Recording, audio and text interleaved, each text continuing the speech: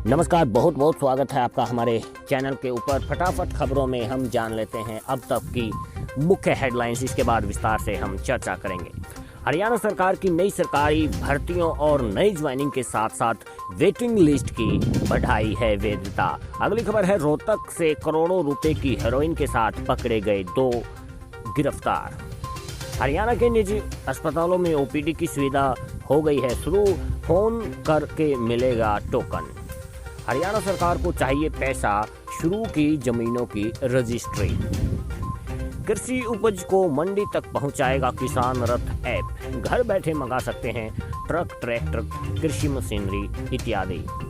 और अगली जो खबर है वो है 3 मई तक लॉकडाउन बढ़ने के बाद टेलीकॉम कंपनियां बीएसएनएल जियो यूजर्स के लिए बड़ा ऑफर लेकर के आई हैं। और अगली जो मुख्य खबर है 2020-21 के सेशन के लिए नए सत्र से विद्यार्थियों को मिलेगी दाखिले में विशेष छूट। ये थी अब तक की मुख्य हेडलाइंस। चलिए विस्तृत रूप से खबरों को जान लेते हैं। सबसे पहली जो खबर है वो चंडीगढ़ से निकल के आ रही है। हरियाणा सरकार की नई जो सरकारी भर्तियां हैं, नई जो ज्वाइनिंग होने वाली हैं, साथ साथ जो वेटिंग लिस्ट है खास करके ग्रुप डी की, उनकी वैलिडिटी बढ़ा दी गई है, उनकी वैधता बढ़ा दी गई है।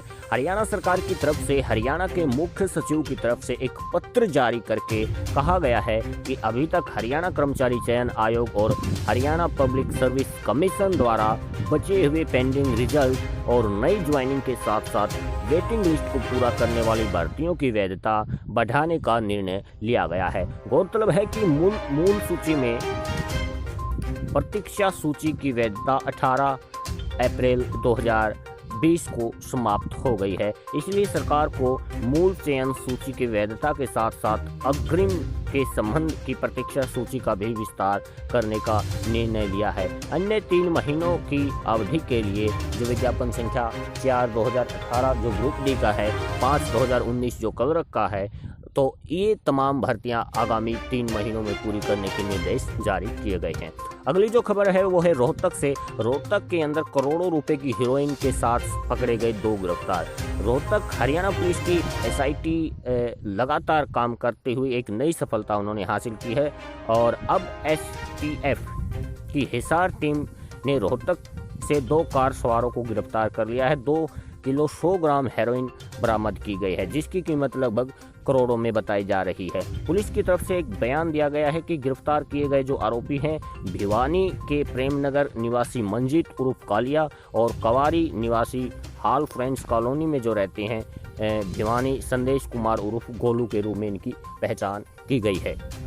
अगली जो मुख्य खबर है वो हरियाणा के निजी अस्पतालों में ओपीडी शुरू करने से संबंधित है। फोन करके आपको मिलेगा टोकन नंबर। चंडीगढ़ से ये खबर निकल के आ रही है। हरियाणा में कोरोना वायरस को पार पाने की मशक्कत में बीच निजी अस्पतालों में जनरल ओपीडी शुरू कर दी गई है। इन प्राइवेट अस्पतालों में सुबह 9 से दोपहर 1 बजे तक विभिन्न रोगों से ग्रस्त मरीजों की जाँच की जाएगी। इस दौरान जो लैब हैं वो भी खुली रहेंगी। हालांकि मरीजों को पहले अस्पताल में फ़ोन करके अपना रजिस्ट्रेशन करवाना है और टोकन नंबर लेना होगा।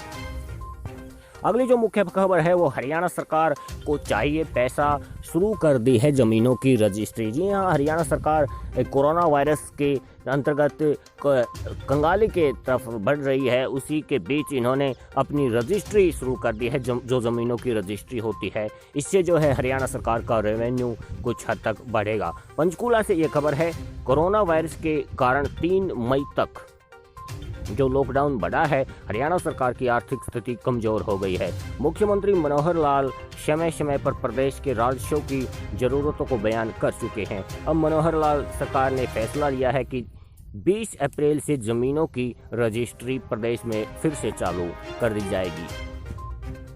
बंद के कारण रजिस्ट्रेशन की मंजूरी नहीं थी क्योंकि जनता काफ़ी भीड़ हो सकती है, इसलिए जमीन की जो रजिस्ट्रियाँ थी वो बंद हो रही थी। वित्तीय संकट से जूझ रही सरकार को राज्यों में इससे कुछ बेनिफिट मिलेगा, कुछ हद तक लाभ होगा। और इससे पहले ये खबर ये है कि 60 रजिस्ट्रियाँ एक दिन। और अगली जो खबर है वो कृषि उपज को मंडी तक पहुंचाएगा किसान रथ ऐप। जी हाँ, घर बैठे मंगा सकते हैं आप ट्रक, ट्रैक्टर और कृषि मशीनरी इत्यादि। लॉकडाउन के दौरान गेहूं की कटाई और मढ़ाई के बाद उपज को मंडी तक ले जाने वाली जो दिक्कतें आती हैं उनको दूर करने के लिए केंद्र सरकार की तरफ से किसान रथ नामक मोबाइल ऐप लॉन्च किया है।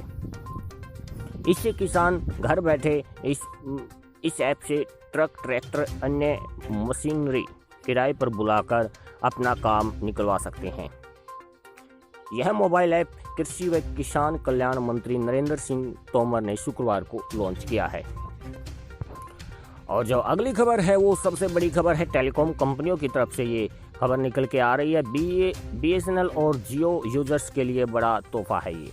एयरटेल, वोडाफोन के बाद अब जियो ने भी अपने प्रीपेड यूजर्स को वैलिडिटी एक्सटेंड कर दी है। 3 मई तक इनकी वैलिडिटी बढ़ा दी है। वैलिडिटी बढ़ने के बाद जियो के मौजूदा प्रीपेड ग्राहकों को पुराने प्लान की वैलिडिटी खत्म होने के बाद भी इनकमिंग कॉल आती रहेंगी।